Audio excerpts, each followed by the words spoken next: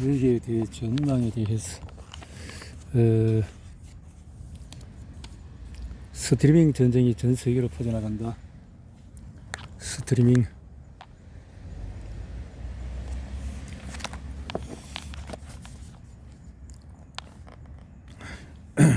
엔터테인먼트 전쟁터와 유럽과 아시아로 옮겨가고 있다. 엔터테인먼트가 코로나19로 전 세계 감독이 어쩔 수 없이 컷을 외쳐야 했기 때문에 2011년에는 신규 TV 시리즈가 적었다. 하지만은 촬영이 재개됨에 따라서 2022년 시청자는 선택의 폭이 넓어질 것이다. 세계 최대 동영상 스트리밍 업계 넷플릭스는 공상과학 히트작이 기묘한 이야기 시즌 4를 공개할 예정이다. 아마존을 온라인 동영상 서비스 아마존 프라임 비디오는 5억 달러에 달하는 엄청난 제작비가 들어간 반지의 제왕 스핀오프를 공개할 것이다. 이것은 시청자의 시선을 사로잡기 위한 스트리밍 전쟁에서 곧 일어날 기습 공격들이다. 이 경쟁에서 할리우드와 실리콘밸리의 엔터테인먼트 거인들은 앞다투어 콘텐츠에 더 많은 돈을 쓰려고 한다. 하지만 대다수 나라에서 전투에 참가하는 전투원은 두세 정도로 한정되어 있다. 넷플릭스와 아마존은 없는 곳이 없다. 애플의 동영상 서비스 업체인 애플 TV 플러스는 100개 이상의 국가에 진출했다. 나머지 업체들도 해외 진출 작업을 진행하고 있다. 2022년에는 헐리우드의 다양한 스트리밍 업체들이 새로운 시장으로 몰려오면서 상황이 더 복잡해질 것이다. 그들은 해외 진출로 신규 고객 수천만 명을 모집하고 군 자금을 불릴 기회를 잡을 것이다. 하지만 구독자 쟁탈전은 미국 내에서보다 쉽지 않을 것이다. 헐리우드 최대 제작사인 디즈니는 최근 한국, 홍콩, 대만에서 디즈니 플러스 서비스를 시작하면서 아시아로 더 깊숙이 파고들었다. 2022년 이 시장은 더욱 확대될 것이다. 디즈니 플러스 동메루 중동 아프리카 서비스를 시작할 계획이다. 미국 최대 미디어 기업 비아콤 파라마운트 플러스는 가장 큰 시장인 유럽에 진출할 것이다.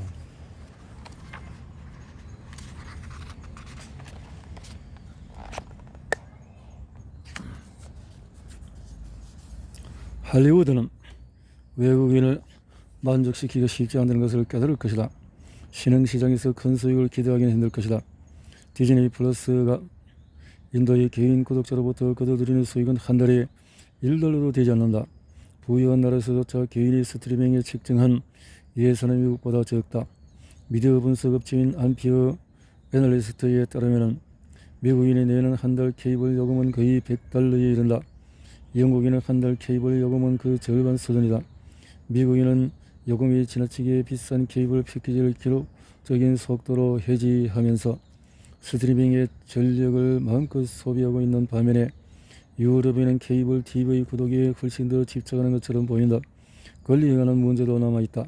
디즈니를 비롯한 몇몇 제작사는 자신들이 제작한 모든 영화와 프로그램을 자사 스트리밍 플랫폼에만 공급하고 있다. 하지만 나머지 업체들은 각각의 배급 업체에 대해 여전히 라이선스 의무가 남아있다.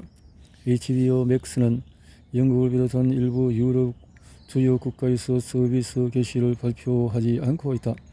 캠캐스트가 소유한 위성 방송사가 스카이가 그들의 최고 인기 작품에 대한 권리를 보유하고 있기 때문이다.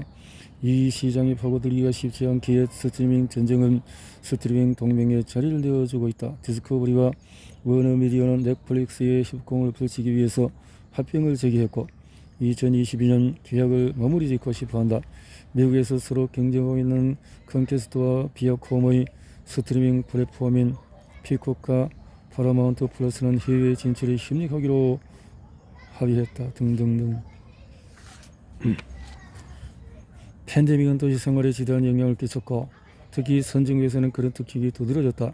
봉쇄 조치가 완화되는 와중에도 기업들이 재택근무를 계속 허용하자 도시 밖으로 이주하기로 결심하는 이들이 많아졌다. 팬데믹 이후에 세계에서 도시의 경제적 우위를 유지하려면 지도자들은 사람들이 거주하고 싶어하는 도시가 되도록 많은 노력을 기울여야 한다. 그러기 위해서는 도시의 삶에 지금보다도 더 문화적이고 창의적인 활동을 접목하는 것이 중요하다. 이는 디지털 시대의 연결력을 수용하는 동시에 도시 인간의 심장부를 보존하는 데 도움이 될 것이다. 문화와 창의성은 사회의 성장 그리고 개인과 집단의 행복이 꼭 필요한 요소다. WHO와 런던 유니버시티 칼리지의 최근 연구에 따르면 예술 관련 활동은 신체와 정신건강 문제를 다루는 데 중요한 역할을 하고 사회적인 결속을 돕는다. 봉쇄 조치가 내려진 뒤에 우리 가족의 첫 나들이 장소는 루브르 아부다비 박물관이었다. 창조적인 문화활동이 정신과 마음에 약이 된다는 것을 일깨워주는 숭고한 경험이었다. 문화활동은 경제를 강력하게 하는 원동력이 되기도 한다. 이런 힘을 활용하기 위해 도시를 변화시키는 것은 정부 혼자의 힘으로는 불가능하다. 정책 입원자들, 비영리 조직과 교육계 인사, 헌신적인 개인과 민간기업의 협력이 필요하다. 2021년 3월 4차 문화정상회의에서 아부다비 문화관광부는 유네스코 협력해 코로나19 팬데믹이 세계문화의 창조적인 산업에 미친 영향을 가늠하기 위해 새로운 공동 연구를 하기로 발표했다. 한 가지 좋은 사례가 있다. 마이애미는 키스 헤링, 로버트 로센버그 같은 이름난 팝 아티스트를 내세운 대중예술 프로그램과 성공적인 자선활동 등에서 다양한 분야의 협력 덕분에 지난 20년 사이 활기찬 현대문화 중심지로 거듭났다. 앞날을 내다보며 과거를 돌아보다. 2021년 말 아랍에미리트 건국 50주년을 맞는 아부다비는 혁신과 창의성을 수용하기 위해서 경제를 빠르게 다각화하고 있다.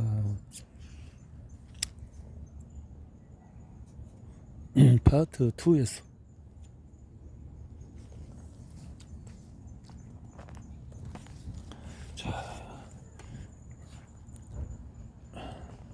유나이티드 스테이츠 파트 2 유나이티드 스테이츠 시스템 실패. 2022년 바이든 정권은 앞선 정권들과 비슷한 정책기를 맞이할 것이다. 워싱턴 통신은 2020년 바이든 정권이 일을 제대로 할 수 있는 마지막 해가 될지도 모른다. 이것이 냉혹한 현실이다. 정책인은 미국 시스템의 고질병이다.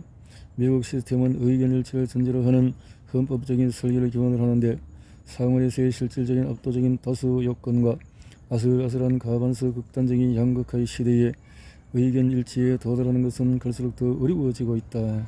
백악관과 의회의 상하 영원히 한 정당이 통합된 통제 아래에 있는 완벽한 환경에서도 중대한 법안의 제정은 극히 어렵다. 바로 오바마 전 대통령과 도널드 트럼프 전 대통령이 내세운 정권의 주요 법안을 임기의 첫 2년 중에 통과시킨 것은 우연이 아니다. 두 명의 전임 대통령 모두 중간선거에서 참패하면서 상원 또는 하원에 대한 통제권을 잃어버렸고 원한대로 법안을 제정할 능력을 상실했다. 바이든 대통령은 이 불만족 서기로운 길을 뒤탈을 체비를 마친 것 같다. 임기 초반에 경기 부양 법안을 성공적으로 통과시켰지만은 더 나은 재건으로 통합 지층이 되는 그의 대표 제안, 기후 변화 이런 것들은 21년 대부분 기관의 입법부의 늪에 빠져 있었다. 우리가 편집을 마감할 때쯤에 의견을 상충했던 민주당 당파들은 협상하기 위해서 애를 쓰고 있었다. 최종적으로 합의되는 지출액은 바이든이 말했던 4조 달러의 몇 분의 1밖에 되지 않겠지만 일부는 통과될 수 있을 것이다. 부분적인 성과밖에 달성하지 못하더라도 앞으로 다가올 것들과 비교하면 꽤 커 보일 것이다.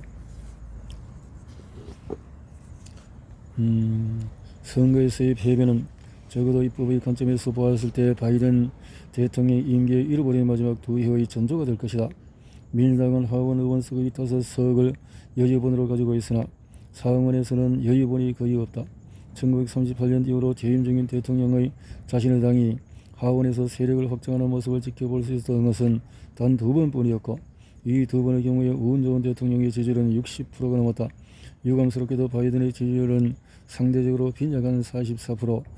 역사적인 관련성을 기반으로 보면 이 수준은 33석을 빼앗기는 것, 다시 말해서 하원 의원석에 대한 통제권을 상실할 것임을 예견한다.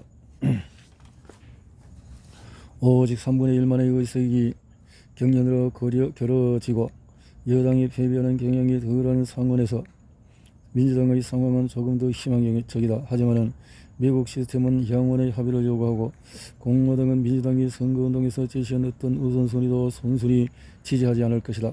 낙관론자들은 어두운 선거 전망에도 불구하고 민주당이 2022년 11월 전에 여전히 많은 성과를 거둘 수 있다고 주장했다. 어쩌면 그럴 수도 있다. 하지만 만약에 바이든 정책 과제 설정 과정에 대한 논쟁이 계속된다면 입법 과정에 필요한 에너지가 빨리 나갈 것이다.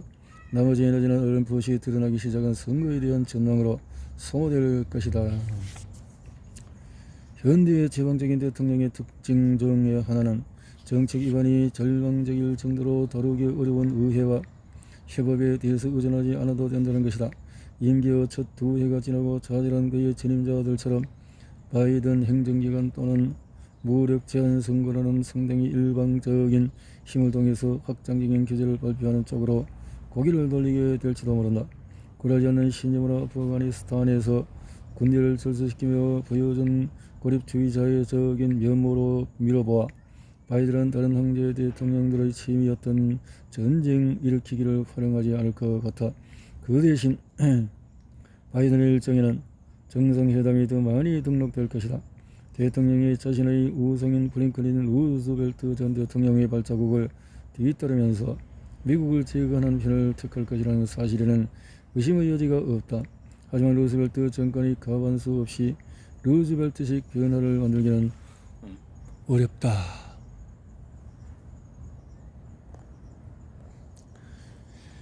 정체기를 향한 길은 공화당에 대한 선호도가 높아지고 있지만 총선에서 공화당이 승리할 확률이 암묵적으로 높지 않은 이유는 앨리스 모리스 여당이 백악관을 차지한 이후에 첫 중간선거에서 패배하는 것은 미국 정치에서 가장 뚜렷하게 나타나는 패턴 중의 하나다. 2018년에 이런 패턴이 트럼프 대통령의 취임에 대한 반발로 블루 웨이브를 일으켰고 민주당은 공화당에서 41석을 빼앗아왔다. 2022년 바이든 대통령은 자신의 정당이 이와 비슷한 실망스러운 성과를 거두는 것을 목격하게 될 확률이 높다. 바로 이것이 중간선거의 저주이다. 몇 가지 지표가 중간선거의 저주를 시사한다. 첫 번째는 역사다. 캘리포니아 산타 바바라 대학교의 미국 대통령직 프로젝트에 의하면 1934년과 2018년 사이에 백악관을 장악한 정당이 하원에서 평균 28석을 잃어버렸다. 여당은 지난 22번의 중간선거 중에서 3번을 제외한 그러니까 전체 선거의 약 86%에서 의석을 잃었다. 이러한 패턴은 상원선거에서 조금 덜 뚜렷하게 나타났다. 상원선거의 경우에 1934년 이후에 여당이 평균 4석을 잃어버렸고 68%의 경우에 중간선거에서 패배했다. 두 번째는 여론조사다. 이코노미스트에서 분석한 이번 일반 투표에 대한 여론조사는 미국인들에게 경년으로 11월에 진행되는 하원 의원 선거구 투표에서 누구를 뽑을 것인지 질문했다는 결과는 거대 양당에 투표한 모든 표 중에서 51.7%가 민주당을 지지한다고 나왔는데 이는 2020년 선거에서 민주당이 얻은 비율과 정확히 일치한다. 이 결과가 나온 시기가 2022년 11월이었다면 민주당에게 행운의 전조가 되겠지만 미국의 진보주의자들에게는 유감스럽게도 실제 선거 1년 전에는 여당에 불리한 경향이 있다. 1942년 중간선거 이후로 양당 투표 중에서 여당이 차지하는 비중은 평균 3.4% 떨어졌다. 이 관계만 단독으로 본다면 2022년 하원 선거에서 민주당은 대략 48%를 석권할 수 있을 것으로 기대되는데 이 성과로는 현재의 8석 과반수를 거의 확실히 잃어버리게 될 것이다. 하지만 여론조사 역사적 관계의 불확실성이 존재한다. 이코노미스트의 모델에 따르면 민주당은 2022년 중간선거 날 최대 55% 또는 41%까지 득표할 수가 있다. 즉 대략 3분의 1 확률로 승리할 만큼 충분히 득표할 수 있다는 계산이 나온다. 선거 관찰자들이 염두에 둬야 할 마지막 징표는 양극화다. 여론조사에 따르면 투표자들의 이데올로기적인 격차가 이전보다 더 크게 벌어진 탓에 당파를 넘나드는 경우가 줄어들 것이다. 따라서 여당에 대한 유권자의 지지가 과거만큼 크게 이동하지 않을 것이다. 이 요소를 우리 모델에 추가하면 예측의 불확실성도 증가하겠지만 민주당의 예상 득표율 대개가 0.5% 증가한 48.5%가 될 것이다.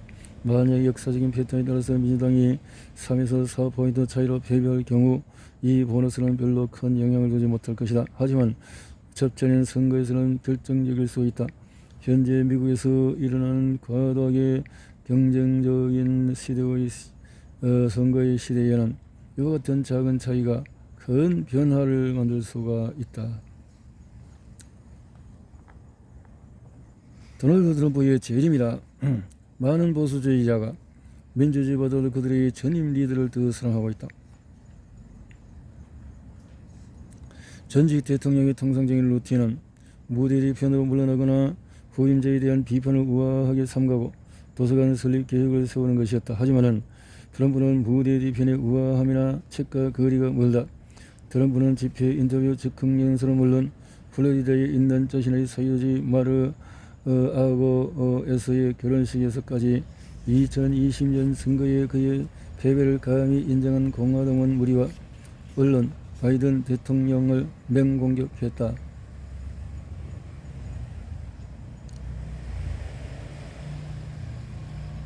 트럼프는 복귀 가능성을 계속 찔러봤다. 2022년에는 그가 복귀가 점점 더 불가피해질 것으로 보인다. 트럼프는 건강에 이상이 생기지 않는 이상 대통령직을 향한 그의 분명한 갈망을 멈추지 않을 것이다. 대부분의 공화당 지지자들은 그가 재출마하기를 바란다. 트럼프가 출마 의사를 넌지시 비쳤을 뿐임에도 $1억 훨씬 넘는 액수가 모금되었다. 그리고 만약에 공화당이 트럼프 쪽으로 돌아서지 않는다면 그것은 이미 당이 일그러뜨리기 쉬운 상태였기 때문이다. 렌지 그레이엄 같은 프랑스의 치어리더들은 그가 퇴임한 날부터 트럼프에게 당한 지휘관 역할을 계속 맡아달라고 구원했다. 론 드센티스 플로리다 주지사, 트럼프 정권에서 장관직을 맡았던 마이크 폼페이오 전 국무장관 등 차기 대선에서 트럼프와 진지하게 맞설 경쟁자들은 그를 모방하는 가짜 트럼프일 뿐이다. 모든 지표는 공화당이 진짜 트럼프를 선호할 것이라고 말하고 있다. 트럼프는 우편 진보주의 체제에 의해 바이든에게 세선의 승기를 빼앗겼다는 주장으로 복귀에 대한 정치적인 견해를 미리 정리해 둔 것 같아. 공화당 지지자의 약 80%가 이 거짓말을 믿는다고 했다. 거짓말인지 진짜인지. 이것은 공화당 입법자들이 그 거짓말로 인해서 2021년 1월 6일 캐피톨 힐에서 벌어진 폭동의 진상규명 노력을 불식시킨 일과 이를 반대한 리즈 체니 의원의 공화당원 무리가 강력하게 비판받는 이유다.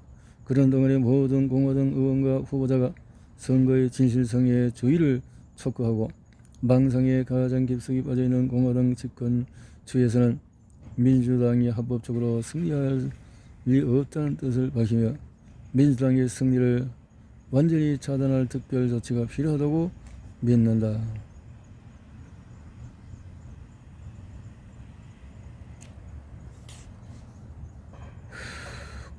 공화당이 집권하는 최소 18개의 주의회 투표를 어렵게 만드는 선거법을 통과시키는데 대부분 아프리카계 미국인을 포함한 전통적인 민주당 지지층을 겨냥한 것이다. 2020년 선거를 도둑질하려는 트럼프의 노력이 얼마나 결렬하게 나타나는지 생각하면 특히 더 심각한 상황이다.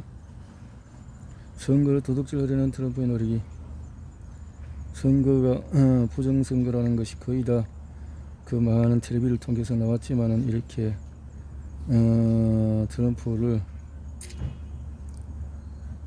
예를 들어서 트럼프에게 11780표를 찾아내라는 요구를 받았던 공화당의 브래드 조지아 공화당은 민주주의를 대변하는 역할을 계속할 수 없었다.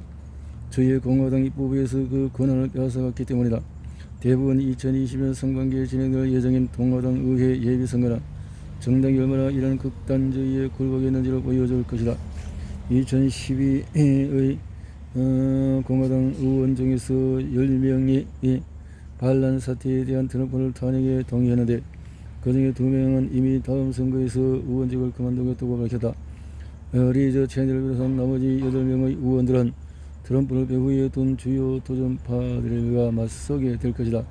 만약에 이들 대부분이 예상대로 패턴을 한다면 공화당에 대한 트럼프의 통제가 강력해지고 전략으로서 소선거 회의론의 채택이 더 심화할 것이다. 2022년 11월 중간선거는 중요한 풍향기가 될 것이다. 트럼프계 공화당원들이 전체 유권자들에게 선거 음모론을 홍보할 2022년 11월 만약 중도 우파 세력이 그렇게 느낀다면 트럼프의 대통령직 탈환 계획에 엄청난 타격을 줄 것이다. 하지만 이런 결과를 기대할 만한 근거는 적은 것 같아. 20년 트럼프는 선택했던 7,500만 명가량의 투표자 중에서 상당히 적은 인원만이 선거 부정론과 캐피톨 힐에서의 폭력 사태에 불편함을 느꼈던 것 같아. 이들은 트럼프의 권위주의적인 본능을 공유하고 있거나 그 본능은 아주 심각하게 여기지 않고 있지 않은 것 같아. 미국은 언젠가 후퇴하게 될지도 모른다.